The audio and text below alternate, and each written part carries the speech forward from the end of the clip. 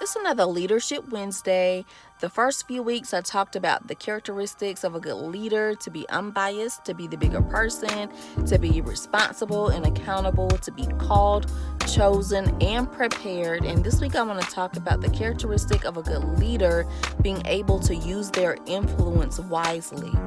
When you're in leadership, no matter what kind of leadership, you have a lot of different eyes on you.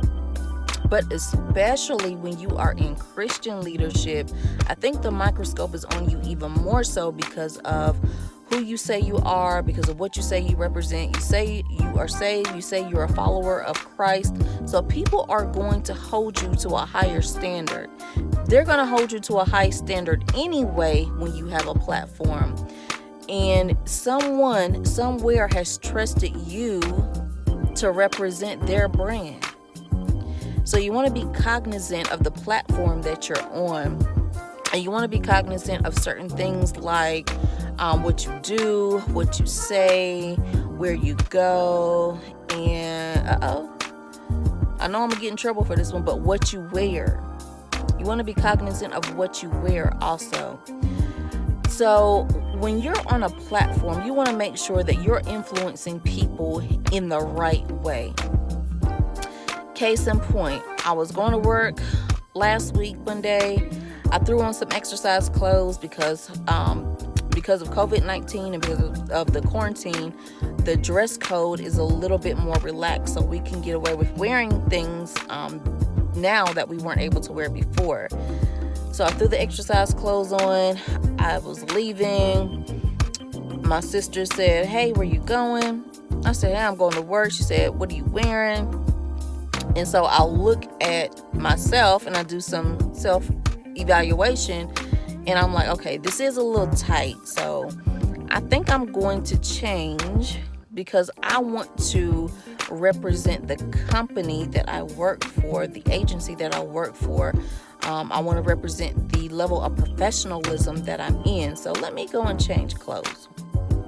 And I had no issue with that because there's a time and a place for everything. And just because you can does not mean that you should.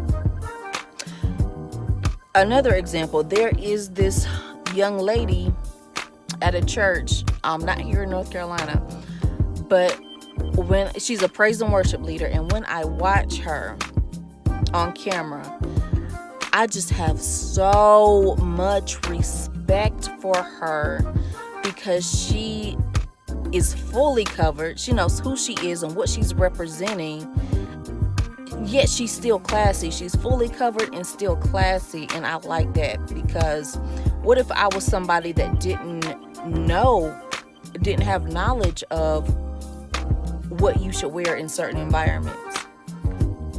And she has influenced me to maintain a level of respectability. That's what influence does. And it takes me back to, I talked about the book of Esther last week. It takes me back to Esther because during that time that Esther was queen, there was a plot from Haman against the Jews. He was trying to massacre the Jews. He really had Mordecai, which is her cousin / father figure, in mind. He didn't like him, and he was a Jew, so just because he didn't like him, he wanted to massacre all the Jews. So Mordecai went to Esther, and he influenced her to tell her husband, King Xerxes, to basically stop the assassination of the Jews, because he knew that the king absolutely loved Esther, and he would listen to anything she said or any request that he had. So she told her husband to stop the massacre, and he did. And then Mordecai, before that happened, he told Esther, perhaps you were put in your royal position for such a time as this. So perhaps maybe you should use your influence for such a time as this. But just make sure that you're influencing people to go in the right direction, whatever that right direction is for whatever you're representing. So until next time, bye-bye.